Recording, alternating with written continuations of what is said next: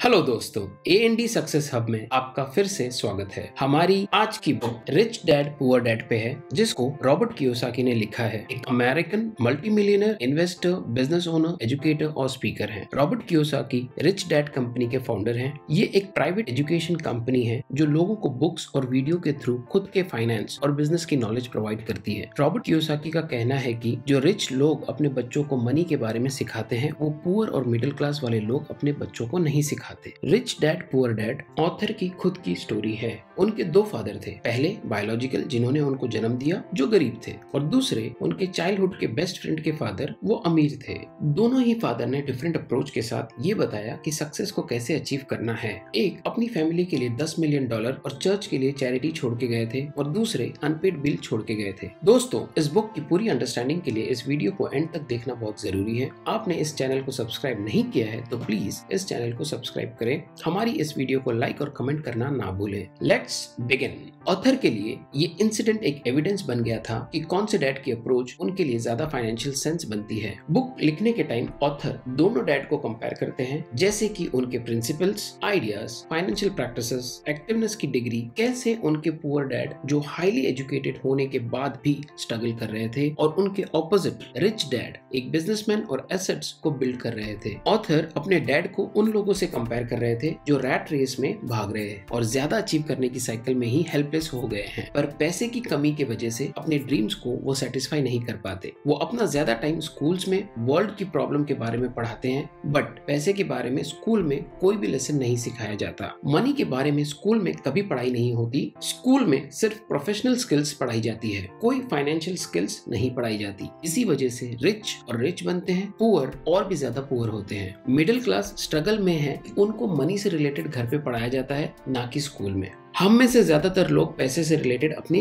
Parents से सीखते हैं। तो आइए पुअर डैड के बारे में कुछ और जानते हैं। ऑथर अपने डैड को ऐसे हजारों लाखों फादर्स से कंपेयर करते हैं जो अपने बच्चों को इस बात के लिए एनकरेज करते हैं कि वो स्कूल में अच्छे से पढ़े, ताकि उनको अच्छी कंपनी में एक अच्छी सी नौकरी मिल सके। पुअर डैड ट्रेडिशनल प्रिंसिपल में बिलीव करते थे, जैसे मेहनत करना, पैसे सेव करना, मटेरियल चीजें ना खरीदना। उनका ये मानना था कि एक सॉलिड कंपनी के साथ जॉब करना एक अच्छा काम है। इसलिए वो डिसअपॉइंट भी हुए जब उनके बेटे ने बड़े रेप्यूटेड कंपनी में नौकरी छोड़ दी। पुअर डैड एजुकेशन को सक्सेस के पासपोर्ट की तरह देखते हैं। उनके पास डॉक्टरेट डिग्री थी और वो बड़ी यूनिवर्सिटी भी गए, बट वो फाइनेंशियल स्ट्रगल ही कर रहे थे। वो ये बिलीव करते थे कि वो कभी भी रिच नहीं बन पाएंगे, और यही उनकी खुद की कही गई भविष्यवाणी बन गई। पुअर डैड हमेशा अच्छी एजुकेशन में इंटरेस्टेड थे और मनी से रिलेटेड सब्जेक्ट में इंटरेस्टेड नहीं थे। ऑथर ने अपने पुअर डैड के बारे में ये भी लिखा है कि वो हमेशा ऐसे बात करते थे कि मैं पैसे में इंटरेस्टेड नहीं हूँ, मेरे लिए पैसा मैटर नहीं करता। ऑथर ने अपने पुअर डैड को कुछ पॉइंट में डिस्क्राइब किया है, जैसे वो एक लंबे टाइम तक job, security, vacations, sick leaves, company insurance, salary increment, promotion जैसी चीज पर ध्यान देते थे।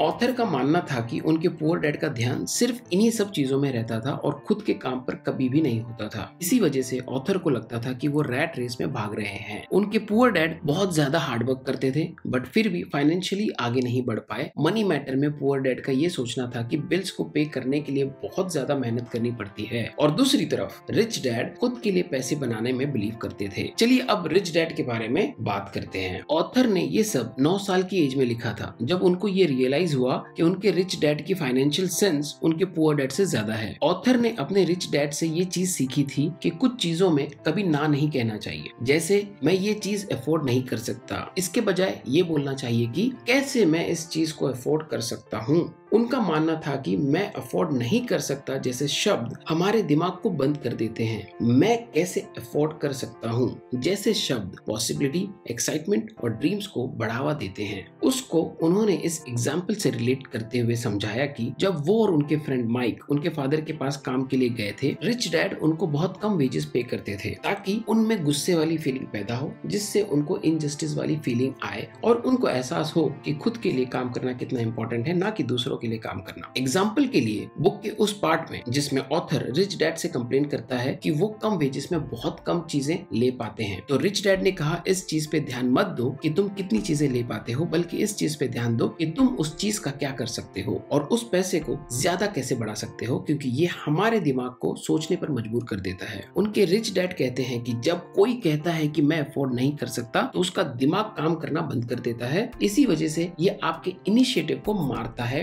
और सहने के पावर को बढ़ाता है। ऑथर एक चीज और ऐड करते हैं कि जब उनके डैड ने एजुकेशन में अपना टाइम और एफर्ट दिया तो उनको इन्वेस्टिंग की कोई नॉलेज नहीं थी। इसके ऑपोजिट में रिच डैड इन्वेस्टिंग के गेम में बहुत माहिर थे, क्योंकि उन्होंने यही किया था। मनी से रिलेटेड रिच डैड का ये एटीट्यूड था और उनका कहना था कि सब बुराइयों की जड़ पैसों की कमी है, और उनके पुअर डैड का मानना था कि पैसा ही सब बुराइयों की जड़ है। उनका मानना था कि ऐसा इंसान बनना चाहिए जो रिस्क लेने से डरे नहीं, बल्कि रिस्क को कैसे मैनेज करना है ये सीखें। चलिए अब द सन रॉबर्ट कियोसाकी के बारे में बात करते हैं। ऑथर ने अपनी book rich dad poor dad ये कहते हुए स्टार्ट की वो खुद को बहुत लकी मानते हैं कि उनके दो फादर थे। वो अपने दोनों के डैड्स के पॉइंट ऑफ व्यू को कंपेयर करते थे, जैसे work hard, education, saving, investment etcetera. उन्होंने ये चीजें भी देखी कि दोनों के अप्रोचेस में कितना डिफरेंस था। रिच डैड से की गई बातों की वजह से ही ऑथर खुद की फाइनेंशियल स्टेबिलिटी का क्रेडिट देते हैं। ऑथर मनी के सब्जेक्ट के लिए कॉमन अप्रोच लेते हैं और अकाउंटिंग नॉलेज पर जोर देते हैं, जिससे कि पढ़ने वाले को एसेट और लायबिलिटी क्या होता है ये अच्छे से समझ आ जाए। यहाँ ऑथर ये समझाते हैं कि कैसे जो रिच हैं वो एसेट बिल्ड करते हैं और जो पुअर हैं वो लायबिलिटी साइड बिल्ड करते हैं, जो बेसिकली सारे एक्सपेंसेस हैं। ये तो ऑब्वियस है कि ऑथर ने अकाउंटिंग नॉलेज को इंपॉर्टेंस दी है, चाहे वो कितना भी बोरिंग लगे, क्योंकि वो कहते हैं कि ये लाइफ का सबसे इंपॉर्टेंट सब्जेक्ट है। चैप्टर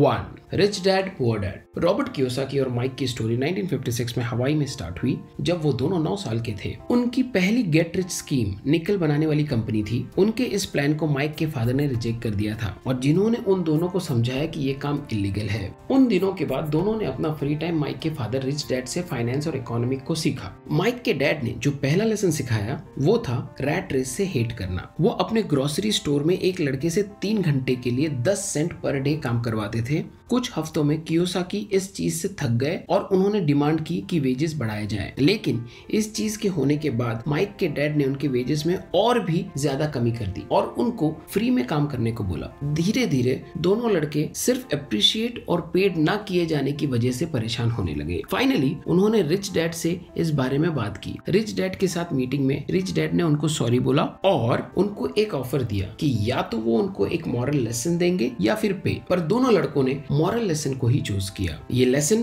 रैट रेस से बाहर निकलने के लिए था। उनका कहना था कि अपनी पूरी जिंदगी या तो थोड़े पैसे के लिए काम करते रहो, जिससे ज्यादा पैसा किसी और के पॉकेट में जाएंगे, या फिर मेहनत करवाओ पैसे कमाने के लिए। लड़कों को सिखाए गए सभी लेसन में से ये सबसे इंपॉर्टेंट था। ऑथर का कहना था कि बिजनेस वो होता है जहां मेरी प्रेजेंस रिक्वायर्ड नहीं होती है और उसको चलाने वाले दूसरे लोग होते हैं। अगर मुझे वहां काम करना पड़े तो ये मेरे लिए बिजनेस नहीं बल्कि जॉब है। Chapter 2 the rich don't work for money. इस चैप्टर में उन लोगों की बात की जाए जो सेफ खेलना पसंद करते हैं, क्योंकि उनको कभी रिस्क लेना सिखाया ही नहीं गया। ऑथर ये आइडिया डेवलप करते हैं कि पुअर मिडिल क्लास लोग पैसे के डर के वजह से काम करते हैं और उनको ये लालच उनको और गरीब बनाता है। ऑथर का मानना है कि लाइफ में अपॉर्चुनिटीज आती जाती रहती हैं, लेकिन सिर्फ रिच लोग उन अपॉर्चुनिटीज को इंस्टेंटली पहचान के गोल्ड में बदल देते हैं, लेकिन बाकी लोग इन अपॉर्चुनिटीज को देख ही नहीं पाते क्योंकि पैसा और सिक्योरिटी के पीछे भागने में बिजी हैं। मनी की सबसे खास बात यह है कि ये पूरे 24 घंटे काम करती है और ये जनरेशन तक काम करती है। अगर आप पैसे के लिए काम कर रहे हो तो आप पावर अपने एम्प्लॉयर के हाथ में दे रहे हो, लेकिन अगर मनी आपके लिए काम करती है तो पावर और कंट्रोल दोनों आपके हाथ में होता है। Chapter 3 why teach financial literacy. Kiyosaki और माइक की स्टोरी 1990 तक कंटिन्यू साथ चली। इस समय तक दोनों ने ही अपनी फाइनेंशियल और सोशल इकोनॉमिक लाइफ अच्छी कर ली है। माइक अपने डैड से लेसन सीखकर अपने लाइफ में अप्लाई करने में सक्सेसफुल रहे। उन्होंने अपने डैड के बड़े बिजनेस पे कंट्रोल कर लिया और अपनी एम्पायर को बढ़ाया, और उन्होंने अपने बेटे को इतना रेस कर दिया कि जब वो रिटायर हो तब वो कंपनी को कंट्रोल कर सकता है। कियोसाकी अपनी वाइफ के साथ 47 की एज में रिटायर हो गए। एक बिजनेस मीटिंग में शिकागो बीच पर Charles Schwab, Samuel Insull, Howard Hopson, Leon Fraser, Richard Whitney, Arthur Cotton, Jesse Livermore जैसे बड़े बड़े इन्वेस्टर मिले और बहुत से इन्वेस्टमेंट एंड मनी स्कीम के बारे में डिस्कशन किया। 25 साल बाद एक रिपोर्ट में कहा गया कि शिकागो में मिले उन सभी की जो बहुत रिच थे, जिनमें कुछ जेल चले गए या फिर मर गए या गरीब रह गए, इन सभी अनफॉर्चुनेट बिजनेसमैन के रिजल्ट से ये सीख सकते हैं कि आपको सेफ रहने के लिए पैसों का होना कितना जरूरी है। ये स्पेसिफिक लेसन ये सिखाने के लिए है कि एक बार पैसा होने के बाद वाइज वाइज होना जरूरी नहीं है, लेकिन पैसा होने से पहले स्मार्ट होना जरूरी है। बिना मजबूत नींव के आप बड़ी बिल्डिंग खड़ी करने की कोशिश मत करना। कियोसाकी के अकॉर्डिंग एक रूल है और वो सिंगल रूल है जो आपको हेल्प कर सकता है, जिससे आप एक बड़ी बिल्डिंग की नींव स्ट्रॉन्ग कर सकते हैं। और वो रूल है एसेट और लायबिलिटीज के बीच का फर्क समझना, और ये समझना कि आप सिर्फ एसेट को कंट्रोल कर सकते हैं। वो कहते हैं कि इंटेलिजेंस प्रॉब्लम सॉल्व करती है और मनी प्रोड्यूस करती है। फाइनेंशियल इंटेलिजेंस के बिना मनी बहुत जल्दी चली जाती है। ऑथर का ये मानना है कि फाइनेंशियल चीजों की नॉलेज आपको अकाउंटिंग नॉलेज से आती है। एसेट एंड लायबिलिटी के बीच का डिफरेंस पता होना बहुत जरूरी है। ऑथर का कहना है कि गरीब लोग गरीब ही रहते हैं क्योंकि वो इसके ऑपोजिट करते हैं। वो अपने लायबिलिटीज को जोड़ते रहते हैं और एसेट उनके पास जीरो होती है, इसलिए उनकी बैलेंस शीट और इनकम स्टेटमेंट सब ऊपर नीचे होती है। ऑथर के अकॉर्डिंग लोग ये नहीं समझते कि ये इम्पोर्टेंट नहीं है कि आप कितना पैसा कमाते हो, लेकिन इम्पोर्टेंट ये है कि कितना अपने पास रख पाते हो। Chapter 4 mind your own business. Rich लोग अपने एसेट पर ध्यान देते हैं जबकि बाकी लोग अपने इनकम स्टेटमेंट पर ही ध्यान देने में बिजी रहते हैं। इस चैप्टर में ऑथर धीरे धीरे रियल एस्टेट के कॉन्सेप्ट को इंट्रोड्यूस करते हैं और उन्होंने मैकडोनल्ड्स का एग्जांपल यूज किया है। ऑथर ने ये बताया कि मैकडोनल्ड वर्ल्ड में सबसे अच्छे हैमबर्गर नहीं बना पाई, लेकिन अमेरिका की स्ट्रीट पर सबसे ज्यादा इसी की वैल्यू है। ऑथर ने ये भी बोला कि एक इंडिविजुअल को सक्सेसफुल होना है तो उसको खुद के बिजनेस पर ध्यान देना होगा। उन्हें अपने एम्प्लॉयर के बिजनेस पे ध्यान नहीं देना चाहिए, खुद के बॉस बनने पर फोकस करना चाहिए और खुद के बिजनेस को बढ़ाना चाहिए। ऑथर के हिसाब से असली एसेट इन चीजों से बनाई जा सकती है, जैसे कि stocks, bonds, income generating real estate, notes, intellectual property जैसे म्यूजिक, स्क्रिप्ट, पेटेंट, चीजों से मिलने वाली रॉयल्टीज, कुछ भी ऐसी चीजें जिनकी वैल्यू हो, जो इनकम जनरेट कर सकते हो, जिनके लिए मार्केट रेडी हो। Chapter 5 the history of taxes and power of corporations. Author के हिसाब से उनके रिच डैड ने बहुत स्मार्टली गेम प्ले किया और ऐसा वो कॉर्पोरेशन के थ्रू कर पाए जिसका उनके रिच बनने में बहुत बड़ा हाथ है। ऑथर का कहना है कि गरीब लोग अपने आप को कॉर्पोरेशन के थ्रू यूज करवाते हैं जबकि बड़े कॉर्पोरेशंस को मशीन का यूज करना आता है। इसका मतलब है कि रिच के पास नॉलेज होती है और वो कॉर्पोरेशन के पावर को यूज करते हैं अपने एसेट्स को प्रोटेक्ट करने के लिए। ऑथर इसका डिफरेंस आसान शब्दों में समझाते हैं। वो कहते हैं कि इंडिविजुअल पैसा कमाता है, उस पैसों पर टैक्स पे करता है और जो कुछ बचता है उस पर अपना गुजारा करता है। दूसरे हाथ पर कॉर्पोरेशन पैसा कमाता है, जितना चाहे उतना खर्च करता है और जो बचता है उस पर टैक्स पे करता है। इंडिविजुअल बहुत मैनिपुलेट होता है। वो जनवरी से मिड मई तक गवर्नमेंट को अमीर बनाता है और अपने इनकम पे टैक्स पे करता है और मीनवाइल रिच लोगों को हार्डली टैक्स पे करना पड़ता है। ऑथर एक इंसान के फाइनेंशियल आईक्यू को डेवलप करने पर भी जोर देते हैं। उनके हिसाब से ये बढ़ता है जब हम अपनी accounting, investing, market and law की नॉलेज को बढ़ाते हैं। वो कहते हैं कि नॉलेज ना होने से आपको परेशानी हो सकती है, लेकिन नॉलेज लेने से आपके जीतने के चांसेस रहते हैं। ऑथर एक चीज सब में कॉमन देखते हैं, यहाँ तक कि खुद के अंदर भी, और वो है हमारे अंदर का बहुत सारा पोटेंशियल। पर एक चीज जो हम सबको रोक लेती है, आगे बढ़ने नहीं देती, वो है self doubt. Chapter 6 rich invent money. Real world में स्मार्ट इंसान आगे नहीं निकलता बल्कि बोल्ड इंसान आगे बढ़ जाता है। उनका कहना है कि हर एक इंसान टैलेंट के साथ पैदा होता है, लेकिन सेल्फ डाउट और फियर भी होता है। उन्होंने ये बताया है कि जरूरी नहीं है कि एजुकेटेड स्मार्ट इंसान ही आगे बढ़ता है, बल्कि जो बोल्ड और एडवेंचरस है वो बढ़ता है। लोग कभी भी फाइनेंशियली आगे नहीं बढ़ते, भले ही उनके पास बहुत सारे पैसे क्यों ना हो। वो अपॉर्चुनिटीज को पहचान ही नहीं पाते। उनमें से ज्यादा लोग कुछ होने का वेट करते रहते हैं। ऑथर का कहना है कि लोग अपना लक खुद क्रिएट करते हैं, उनको इसके लिए जिंदगी भर वेट करने की जरूरत नहीं है। उनका कहना है कि पैसे के साथ भी सेम केस है, उसका वेट नहीं करना चाहिए बल्कि उसको क्रिएट किया जा सकता है। ये दुनिया हर रोज आपको लाइफ टाइम अपॉर्चुनिटी देती रहती है, लेकिन बहुत बार हम उसको देखने में फेल हो जाते हैं। ग्रेट अपॉर्चुनिटीज खुली आंखों से नहीं बल्कि खुले दिमाग से देखी जाती है। ऑथर ज्यादा इंटेलिजेंट लोगों को हायर करने के लिए एनकरेज करते हैं क्योंकि दूसरों की नॉलेज को यूज करके खुद की नॉलेज को बढ़ाई जा सकती है और उन लोगों के लिए कुछ किया जा सकता है जिनके पास नॉलेज नहीं है। Chapter 7 work to learn, don't work for money. Author कहते हैं कि मेरे एजुकेटेड डैड के लिए जॉब सिक्योरिटी ही सब कुछ था और मेरे रिच डैड के लिए लर्निंग ही सब कुछ थी। एक चैप्टर में ऑथर एक इंडिविजुअल को अपनी फाइनेंशियल सक्सेस स्किल को डेवलप करने की जरूरत पर बात करते हैं। ऑथर एक ऐसी यंग लड़की का एग्जांपल देते हैं जिसके पास इंग्लिश लिटरेचर और मास्टर डिग्री थी। वो इस बात से नाराज हुई जब उसको सेल्स सीखने और मार्केटिंग करने के लिए बोला गया। डिग्री पाने के बाद और हार्ड वर्क करने के बाद उसने नहीं सोचा कि उसको सेल्स पर्सन का काम सीखना पड़ेगा, एक ऐसा प्रोफेशन जिसके बारे में वो बहुत अच्छा नहीं सोचती थी। ऑथर इस एग्जांपल का इस्तेमाल इसी बात को समझाने के लिए यूज करते हैं कि लोगों को अपनी फील्ड से हट के भी स्किल्स सीखनी चाहिए जो आपको फाइनेंशियल फ्रीडम पाने में हेल्प कर सकती सकती है। ऑथर ने सक्सेस पाने के लिए मैनेजमेंट स्किल को मेंशन किया है और वो है management of cash flow, management of system, management of people. ये सब स्किल्स सेलिंग और मार्केटिंग में काम आता है। कम्युनिकेशन स्किल्स पर भी वो पूरा जोर देते हैं। वो कहते हैं कि ऐसे कई लोग हैं जिनके पास साइंटिफिक नॉलेज का पावर हाउस है पर वो कम्युनिकेशन में फेल हो जाते हैं। ये ऐसे लोग हैं जो वेल्थ से सिर्फ एक कदम दूर हैं। Chapter 8 overcoming obstacles. रिच और पुअर लोगों में बस ये डिफरेंस होता है कि जिस तरह वो अपने डर को मैनेज करते हैं। ऑथर का ओपिनियन है कि ऐसे 5 रीजन है जिसकी वजह से फाइनेंशियली अच्छी नॉलेज रखने वाले लोग भी अच्छे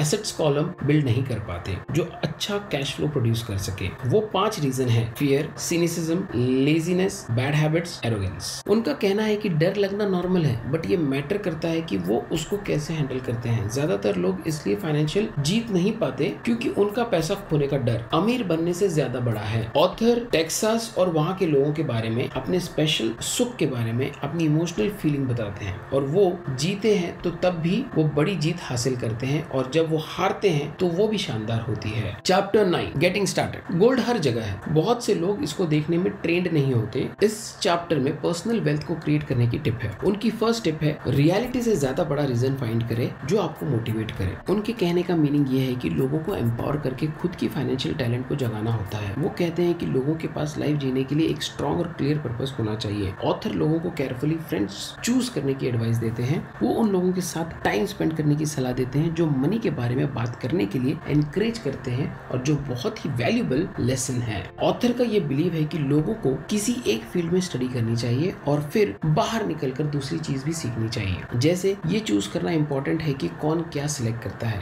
ऑथर का ये सजेशन है कि हमारी लाइफ में एक हीरो होना चाहिए। ऐसा होना लाइफ में बहुत जरूरी है क्योंकि न केवल ये हमें इंस्पायर करता है बल्कि लाइफ को इजी भी बनाता है। वो ह्यूमन माइंड को एनकरेज करता है। अगर वो ऐसा कर सकता है तो मैं क्यों नहीं कर सकता। यहाँ एक और टिप है जो ऑथर ज्यादातर लोगों में ऑब्जर्व करते हैं कि वो खुद को पे नहीं करना चाहते। ऑथर कहते हैं कि हमें ज्यादातर खुद को पे करना चाहिए। उनके हिसाब से 3 चीजें बहुत अच्छे से हैंडल की जानी चाहिए। वो है कैश फ्लो, पीपल और पर्सनल टाइम। तुम सीखते हो, तुम भी रिसीव करते हो। एक और टिप जो ऑथर देते हैं कि इस थॉट को जो बहुत क्लियर है कि दुनिया में ऐसी पावर है जो हमारे मुकाबले ज्यादा स्मार्ट है। आप अपने दम पर वहां पहुंच सकते हैं लेकिन कई बार दूसरे की पावर की हेल्प से ये करना आसान हो जाता है। जो आपके पास है उसके साथ जेनरस रहो और दूसरी पावर्स आपके साथ जेनरस रहेगी। Chapter 10 still want more, here are some to dos. ये चैप्टर प्रीवियस चैप्टर का सप्लीमेंट है। ये रीडर्स को एडिशनल टिप है जो रिलेटेड फाइनेंशियल रिवॉर्ड से उन तक पहुंचने में हेल्प करता है। एक टिप ये है कि आप जो कर रहे हो उसको स्टॉप करना यदि वो काम नहीं कर रही। ऑथर रीडर्स को न्यू आइडियाज को देखने के लिए एनकरेज करते हैं और उन इंडिविजुअल्स का ब्रेन पिक करने के लिए बोलते हैं जिनके पास एक्सपीरियंस है या वो कर चुका है जो करने के लिए इंस्पायर करता है। वो सीखने की पावर को अलाइव रखने, कोशिश करने, टेप्स को खरीदने और सेमिनार्स में पार्टिसिपेट करने के लिए एडवाइस करते हैं। बहुत सारे लोग सिर्फ इन्वेस्टमेंट खरीद लेते हैं लेकिन लर्निंग में इन्वेस्ट नहीं करते। एक थीम जो बुक में बहुत ही क्लियर है वो ये है कि इंसान को अमीर बनने के लिए दूसरों के लिए काम करने की बजाय अपने खुद का सिस्टम बनाना चाहिए और प्रोडक्शन के लिए रिसोर्सेज का ऑब्जेक्टिव रखना चाहिए। ऑथर का मानना है कि एक एम्प्लॉय होना क्लियरली एक लिमिटेड सोच है। ये चीज अदर पॉसिबिलिटीज के लिए दिमाग बंद कर देती है। फाइनेंशियल इंटेलिजेंस एक बहुत पावरफुल एसेट है। इन्वेस्टिंग और अकाउंटिंग के कॉन्सेप्ट को स्टडी करके ऑथर ने ये माना है कि एक इंडिविजुअल एसेट और लायबिलिटी में डिफरेंस कर पाता है। रियल में ये एक मजबूत एप्लीकेशन है जो आपको सिखाती है कि क्या सही और क्या गलत। एक्सपेंसेस की कड़ी को जनरेट करना गलत है, एसेट को बिल्ड करना सही है। रॉबर्ट कहते हैं कि आप सभी को बड़े गिफ्ट मिले हैं, आपका दिमाग और आपका टाइम। ये आपके ऊपर है कि आप दोनों के साथ क्या करते हैं। हर एक डॉलर जो आपके हाथ में आता है और सिर्फ आपको उसकी डेस्टिनी डिसाइड करनी होती है, उसको फुलिश होके खर्च करें या पुअर होना चूज करें। इसको लायबिलिटीज पर खर्च करें या आप मिडिल क्लास ज्वाइन करें। इसे अपने दिमाग से खर्च करें और एसेट को बिल्ड करना सीखें और अपने मनी को अपने ऑब्जेक्टिव और फ्यूचर के लिए चूज करें। चॉइस आपकी है। हर डॉलर के साथ हर दिन आप अमीर, गरीब या मिडिल क्लास में होना डिसाइड करते हैं। आप और आपके बच्चों का फ्यूचर आपके आज के चॉइस पर डिपेंड करता है, ना कि कल पर हुए चॉइस पर होगा। ऑथर विश करते हैं कि इस बुक की लर्निंग को फॉलो करके हम सब बहुत अमीर और हमारी लाइफ खुशी के साथ बहुत शानदार हो। थैंक यू दोस्तों। अगर ये वीडियो आपको अच्छी लगे तो आप इस वीडियो को लाइक करें, आपके सजेशन कमेंट करें। अगर आप कोई स्पेसिफिक बुक की समरी चाहते हैं तो कमेंट में जरूर बताएं और अगर आपने ये चैनल अभी तक सब्सक्राइब नहीं किया है तो प्लीज सब्सक्राइब कर लें ऐसे ही और बुक्स के लिए। तो मिलते हैं नेक्स्ट वीडियो में। Thank you, thank you, thank you.